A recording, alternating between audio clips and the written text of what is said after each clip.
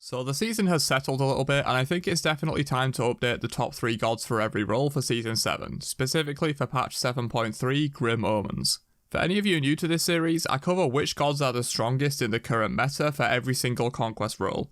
These videos take a lot of time and effort, so if you enjoy keeping up to date on the meta and improving your gameplay, be sure to subscribe to the channel so you never miss a future guide from me. But without further ado, let's jump straight in with the solo laners.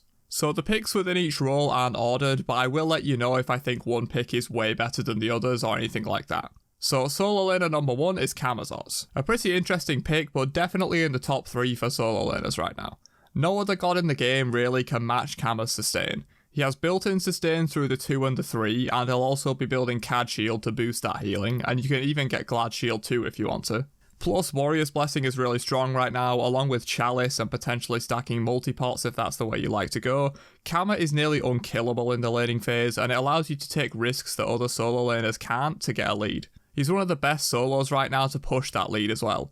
He can pressure insanely hard and even tower dive enemies if they're trying to play safe due to his ultimate having immunity to tower shots while he dives. He's just an insanely strong pick right now that a lot of people are sleeping on. His rotations are really strong too, since he'll often be coming out of lane with a lead. He can use that assassin classification to just burst people down while healing up any damage he takes in mid-game teamfights.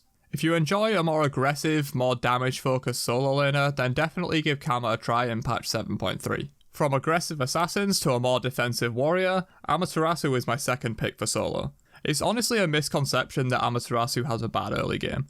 If you play her right and focus on clearing the wave quickly, she can keep up in farm with most gods, and her boxing potential between waves is actually fairly strong given her power aura and the 10% damage boost on her passive. The change to her dash allows her to silence out channeled abilities much easier, which improves her matchups against gods like Bellona a lot, and while they're not top tier matchups, it always helps to have a boost in matchups she struggles in. And while her laning phase can be a bit weak in comparison to some gods like Camazotz that I mentioned earlier, once she gets out of that laning phase, she's hands down one of the strongest warriors / solo laners to have for teamfighting and objective play. Her ultimate is just insane, being able to AoE stun for 2 seconds on top of her auras and damage boosts. Amma is just super strong right now, and if you like a slightly more passive warrior for solo, she's your gal. Before we get into solo laner number 3, a quick honourable mention to Jormungandr. He's still insanely strong, and if you like magical solos, then definitely give him a try. He'd probably be my number 4 pick. But solo laner number 3, in my opinion, is Osiris. The broken god of the afterlife is on his way to being truly broken, as he's been climbing up the charts of solo lane for a while now. Similar to Kama, Osiris is really just unkillable in the early laning phase of solo. Through his damage mitigations and reductions, combined with constant Glad Shield procs through spamming your 1, you can try Berserker Shield on Osiris, but I personally think the CDR and easy healing from the 1 from range with Glads is much more reliable in lane. You have pretty good wave clear without needing to use too much mana, good totem pressure for the same reason, you can just auto it down very easily between waves and spam the 1 at it. He can also outbox most other solo laners once he gets that Glad Shield done and just start building his lead. Then you just need to get tanky and grab some CDR and do annoying Osiris things in teamfights, constantly tethering enemies and keeping your passive up at all times. If Osiris can get a lead, he's one of the best solo laners to just annoy the hell out of the enemy team and keep attention away from his important carries. And quickly before we move on, I didn't include Mulan this time because she's still pretty new as of recording this video, but I do think she's fairly strong. Probably top 5, but not quite top 3. Okay, so with solo done, let's move on and cover some mid laners. So by far one of the strongest mid laners right now is still Persephone. She's pretty much everything you want from a mid laner. Insane poke from massive range, great burst damage, decent CC, good enough wave clear, some mobility but it's not the best I will admit, surviving after death so she can still do work even if she dies in a teamfight. There's not much of a reason to pick anything else over Persephone aside from AoE damage in teamfights. That's the one thing she lacks a little bit compared to some of the other picks I have here for mid lane, but that's definitely a worth trade-off in my eyes for everything Persephone does for the team. Her ultimate is probably the most obnoxious ability you'll find in mid lane, being able to do tons of damage and lock down multiple people from a huge range. Persephone can impact a fight from a position of near complete safety and still do work. Not much else needs to be said in terms of what you need from a mid laner. My second pick for mid is definitely Kukulkan. He's been a strong pick for most of the season so far due to how the meta has developed. It's a fairly slow, farm-focused meta that allows Cuckoo's strengths to really shine. He has probably the safest and most reliable wave clear in the entire game. that allows him to keep up and stay relevant even in a bad matchup or while he's under a lot of pressure in lane.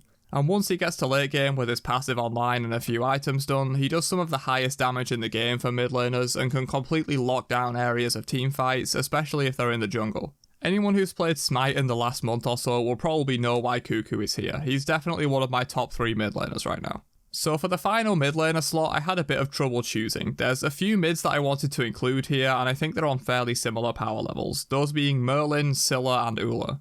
And perhaps due to personal bias, but also due to the numbers and how much she's seeing play, I have to go with Scylla. But by all means, if you enjoy Merlin or Ula more than Scylla, give them a try. They're very close in terms of power level. For similar reasons that Cuckoo is very strong right now, Scylla is the same. She's a farm-focused late-game pick that can absolutely obliterate teams if she gets through the early game. The reason she's a little lower than Cuckoo is because she has a bit of a weaker early game and can struggle to deal with pressure and wave clear early on, but once she gets past those first early levels, getting an item online and hitting about level 9 or so, she starts to be able to hold her own, and of course, once you get late game with Scylla, she's one of the best mages in the entire game for AoE burst, and can quite literally kill an entire team with one ability. Just get her through those early stages, perhaps by pairing her with a high pressure jungler that can help her out, and you're good to go with Scylla. Speaking of, let's cover some of those junglers now. So my first pick for jungle is probably one you're expecting, that being Odin. Yeah, ever since his rework, the Allfather has been terrorizing the game in the jungle role, mostly due to his insane damage on his Snoof 3 and the added damage to his ultimate. Before I continue, I will say that if you want to play Odin in solo, go right ahead. I think he's pretty strong there too, but where he's really making a splash right now is in the jungle. He has insane camp clear even from level 1 because of the 3, allowing him to snowball the early game, which is really important right now. A lot of junglers you'll see are quite high pressure in order to get their teammates ahead, since a lot of late game picks are being seen right now, such as Scylla and Cuckoo in mid that I just mentioned. Odin can hold his own against most junglers, but he really excels in the 2v2 fights or larger scale fights where he can use his AoE abilities effectively, and of course that ultimate is still really strong, especially as a counter pick to gods with no leaps. But even still, Odin has risen out of that counter pick status and you can just pick him into anything right now, he's that broken. You can go full damage and shred people, but if you want to, or if you fall behind, you can go a more hybrid or more tanky build and play a more traditional Odin style, focusing on the ring. Odin can really just do everything and he's probably the top jungle right now. Moving on to another completely broken reworked jungler, we have Bastet. Once again, since her rework, Bastet has been dominating the jungle. Her new ultimate is leagues better than her old one and enables some ridiculous plays and damage output. A single rotation of her base kit with the ult active is easily enough to burst down one person, possibly two if you're ahead and get some collateral damage on your abilities, which is definitely possible given the sheer size of her hit areas when she's in the ultimate. She can still do shenanigans with triple cats, but her ultimate does so much more now on top of that. To be honest, Bastet just got buffed across the board, and until she takes some severe nerfs, she's going to be top 3 for the jungle role. So before we get into my third jungler, I also think Mercury is very strong and definitely worthy of a pick right now, just not quite top 3. And finally we have Thor, once again another reworked jungler that has remained on top for a while since his rework. Thor is a really great all-rounder god if you're just looking for a jungler that can perform at all stages of the game and in most situations. He definitely shines in the mid-game more so than the early and late, but he can handle himself early on, and since the changes to his 3 and his ultimate, he has more overall damage output and can stay relevant later into the game as well. He has amazing ganks, definitely the best out of these 3 picks due to his ultimate and his great combos and CC. You can just delete people with an ultimate into double tap spin combo. Thor is really just a quintessential jungler that has everything you need to succeed in the role. Damage, CC, mobility, good ganks, good camp clear, and decent team fighting. You can't go wrong with Thor in my personal opinion. Alright, moving on to the duo lane, let's cover some ADCs. Starting it off with Heimdall.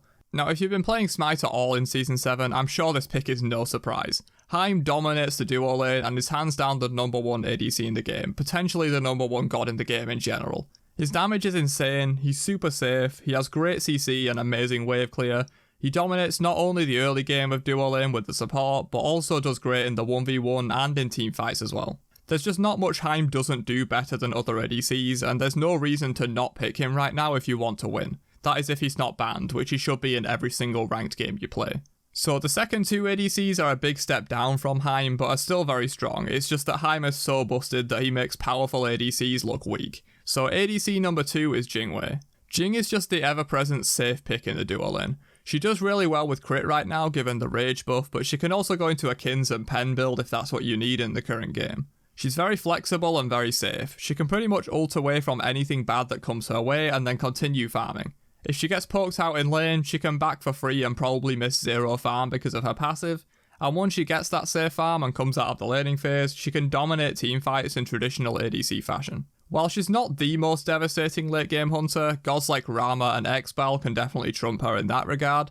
The simple fact that she can usually get to late game unscathed if you play her right just makes her a really strong pick right now. So for the final ADC, there was a few I wanted to put here, those being Rama, Xbal and Hu Yi. All are performing really well in the meta and could definitely take the number 3 spot here, but I went with Xbal mostly because in my personal experience he's doing the best of the 3. But definitely try Rama and Hu Yi as well if that's your style. So Xbal is the late game machine of these 3 picks. He's extremely dominant in late game teamfights and around objectives due to his ultimate still being really strong even after the huge nerf it received a while back. His autos hit insanely hard due to his passive power boost and the bowler damage, which allows him to completely shred squishies and tanks alike. You can go both crit and Kins builds effectively, so you can flex your playstyle based on what you need in the current match as well. His early game can be a bit weak and his wave clear suffers a little bit, but once you get through those early levels, he becomes a true hard carry for the team.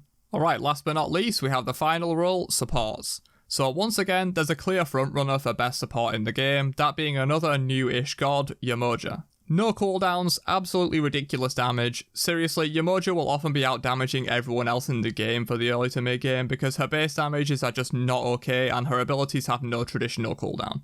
So you can just spam her 1 and 2 over and over again, doing crazy damage to people. She also has great CC though. The stun on the 1 is amazing for setup and her ult is pretty much a better Odin cage, especially when used in the jungle. You can use the natural walls of the terrain to make an unbreakable Odin cage and just ruffle stomp the enemies while they can't escape. Honestly, these factors alone would make her strong, but she also has a lot of healing just to tip her over the edge into being completely broken. If you enjoy playing her and she's not banned, pick Yamoja every game, you won't be disappointed. So much like their Duolan brethren, the ADCs, the next 2 supports are a bit of a step down from Yamoja. They're not completely broken, but they're definitely extremely strong. So support number 2 is Terra.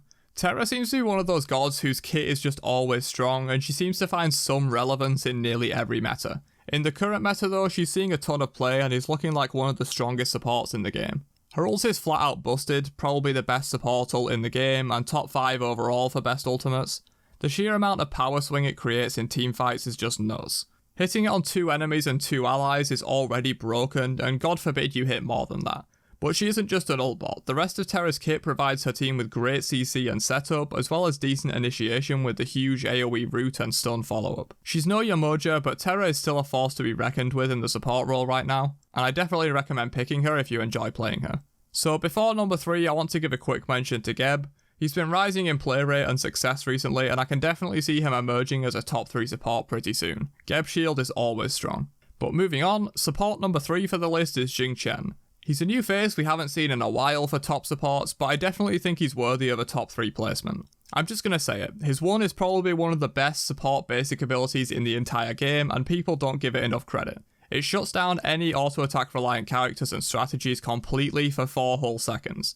For those who don't know, because it is kind of obscure, any god hit by Jing's 1 has their AA damage reduced by 50% for 4 seconds. That's just insane and allows you to deal with huge ADCs like Heim, AA-reliant assassins like Mercury, and even just gods that like to AA cancel. If a Thor's using 4 autos in his combo, reducing those by 50% actually takes off a ton of damage and can save your carries. But enough on his 1, the rest of Jing Chen's kit is also solid for peeling and setting up his team. The knock-up is super fast to start up and works great for getting divers off your carries, and the ult when it can land can win teamfights on its own. Pair Jing with some good form of beads burner like Hunbats and you're good to go. But that's it for me on the top 3 gods for every role in patch 7.3.